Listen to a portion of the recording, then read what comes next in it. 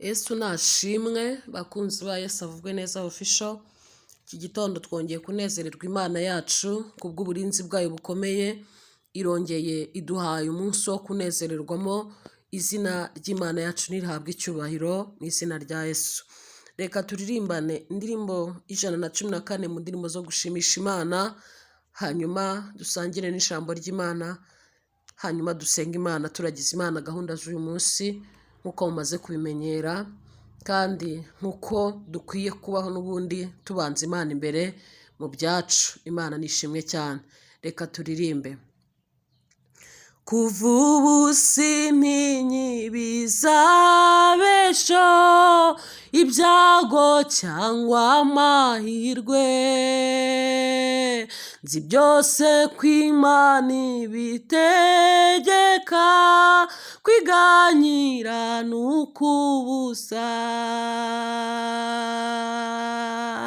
Mbeshwaho no kwizera Yesu, niringiye imbabazi ze, mbumbatirwa n'umukiza unkunda, nizeye Yesu nta bwoba mfite.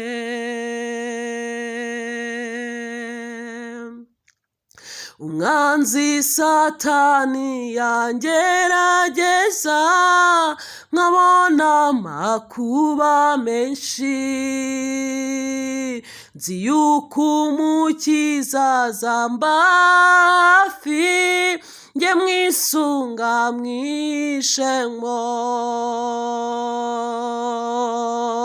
Mbeshwaho no kwizera Yesu, niringiye imbabazi ze, mbumbatirwa n'umukiza unkunda, nizeye Yesu nta bwoba mfite.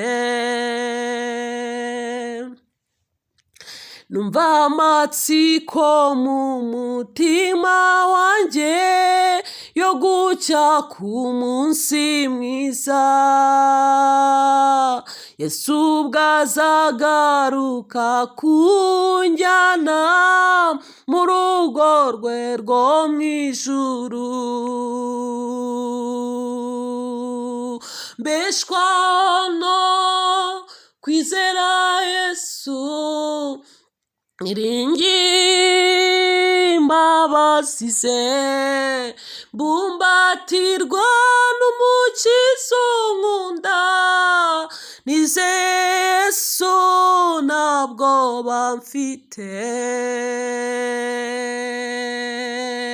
Mbeshwaho no kwizera Yesu, niringiye imbabazi ze, mbumbatirwa n'umukiza unkunda, nizeye Yesu nta bwoba mfite.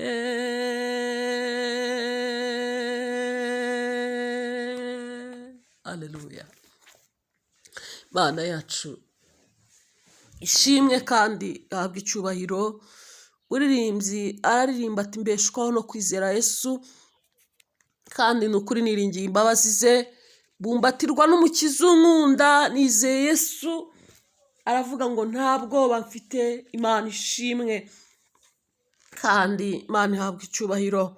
Kuva ubu sintinyi ibizaba ejo, byaba ibyago cyangwa amahirwe, kuko nzi ko byose Imana ibitegeka, kwiganyira ni ukubusa.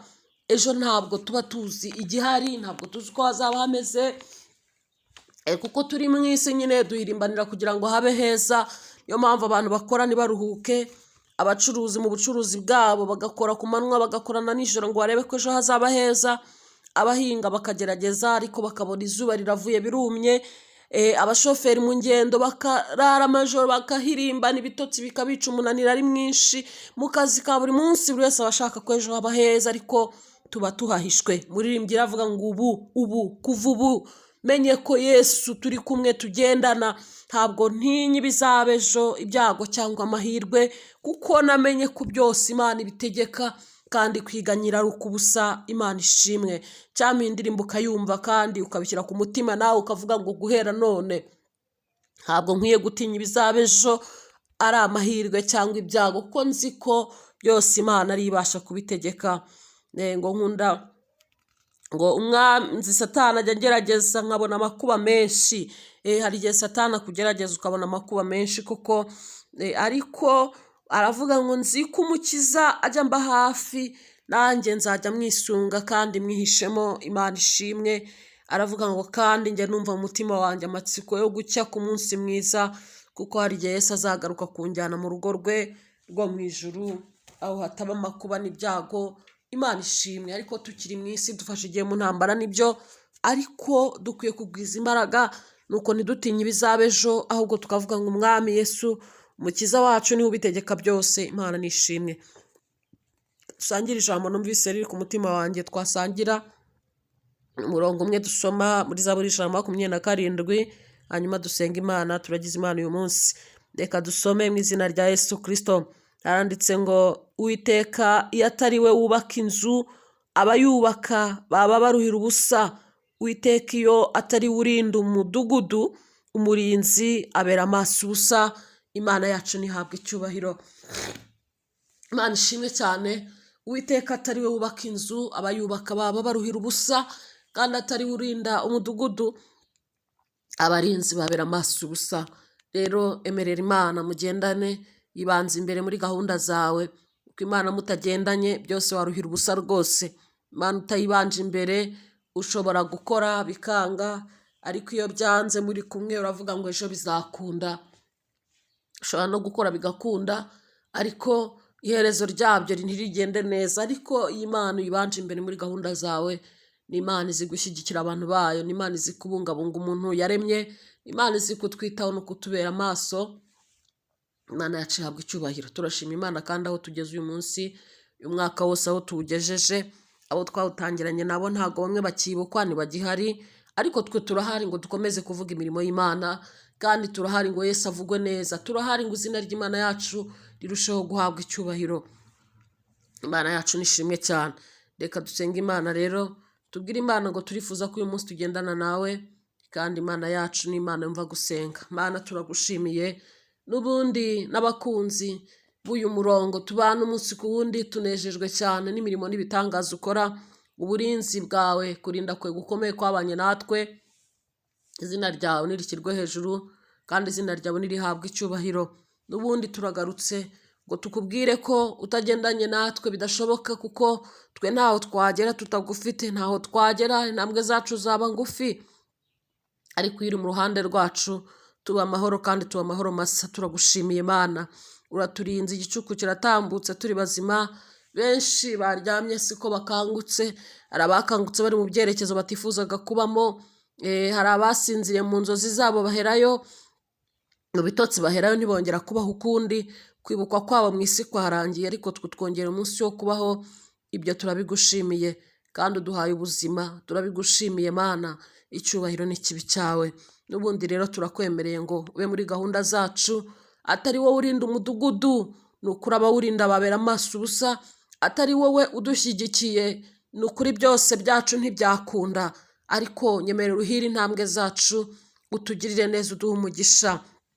Nsengeye ababyeyi bari hano, abagabo, abakobwa, abana batoya, ningingiye kandi buri wese ugira umwete wo kumva izina ryawe ryakubahwa, akumva ashaka kugendana nawe. Nkundira umuhe umugisha Mana, nkundira wite ku bye kandi ube mu bye, kuko uri Imana wavuze ngo uzabana natwe nituguma muri wowe. Turagushimiye Yesu. Nuko nkweretse rero gahunda z'uyu munsi mu izina rya Yesu Kristo. Shyigikira abantu mu kazi bakora, abakora mu biro, abakora mu masoko, abari mu ngendo mu mihanda, abashoferi, abanyonzi, abatwara amata, abatwara mu kirere n'ahandi. Ukuboko kwiza kw'Imana ni kubane n'abantu bayo. Izina rya Yesu Kristo, iki gitondo Mana ndakwinginze ngo uyu munsi wa gatatu w'umunsi w'umugisha ku muntu wese ukwiringira, kandi ukuboko kwiza kw'Imana kubane n'abantu bayo. Abari kwa muganga bavura abarwayi bakabitaho, nubashyigikire, wagure ubumenyi n'ubwenge bwabo, kandi ujye uba protection kuri bo, ubarinde mu izina rya Yesu Kristo. girira neza abantu barwaye iki gitondo bafite uburwayi butandukanye, abarwaye indwara zikomeye zaburiwe igisubizo. Icyampa uyu mwaka ugakora ikintu gishya, mu minsi mike isigaye hakaboneka abantu bazavuga izina ryawe, bazagushima ko hari ibyo washyizeho iherezo mu byari bibagoye. Izina ryawe nirihimbazwe Mana. Girira neza abantu bawe abamaze iminsi bacuruza bikanga, bahe kuronka.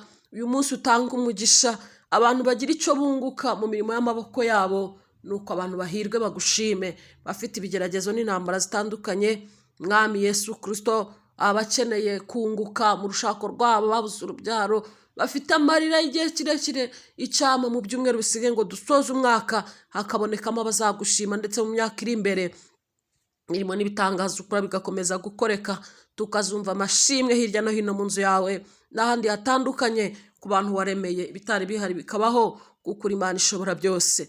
Ndagushimiye Uwiteka rero, nkundira tubane uyu munsi, girire neza abantu, hagarika umwuka w'impanuka mu muhanda, mu mato n'ahandi. Ukuboko kwiza kw'Imana kurinda abantu bayo. Rengera igihugu cyacu, ukirinde amakuba n'ibyago. Rengera ibihugu by'abaturanyi, Mwami Yesu, birimo induru n'impuha z'intambara. Ukuboko kw'Imana kubane n'abantu, utanga ituze n'ihumure imigabane yose y'isi. Abantu baragukeneye ngo babone amahoro, abuze amahoro mu mutima uyabahe, kuko niwe uyatanga. Mana we, n'ingingi iki gitondo abantu baguye, bari baramenye izina ryawe, banezezwaga no kubana nawe, bageze mu gihe cyo kugusuzuguza no kukwihakana kubera isi, kubera igihe. Mana, gutabara kwawe nikugere ku bantu bawe.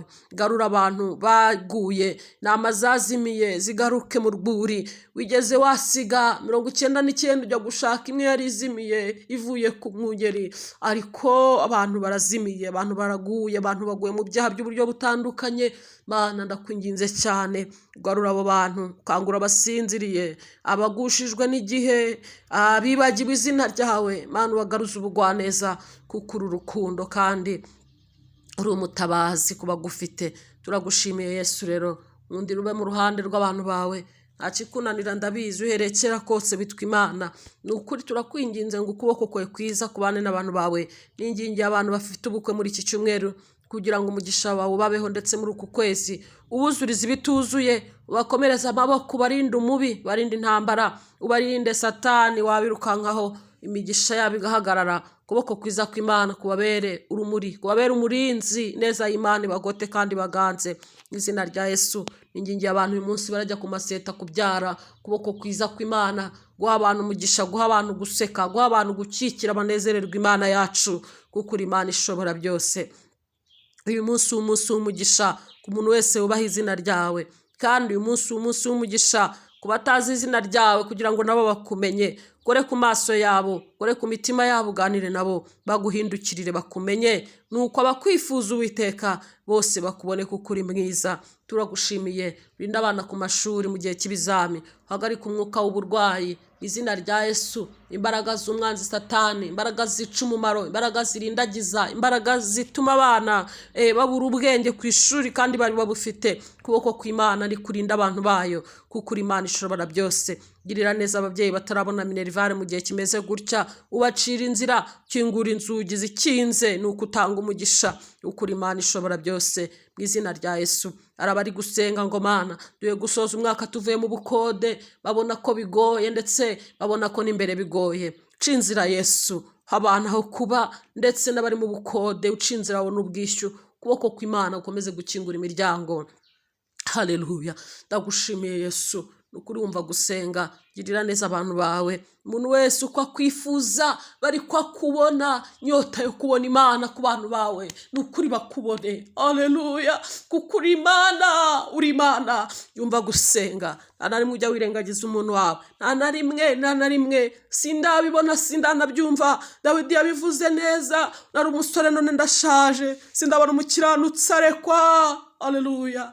Ana we, girira neza abantu bawe, uko nta kikunanira mu isi ndetse no mu ijuru, uhora witwa uwera. Tugushimiye ibyatubayeho mu buzima bwacu bwa buri munsi, neza yawe twabonye, turacyifuza kuyibona, utabanye natwe twamwara.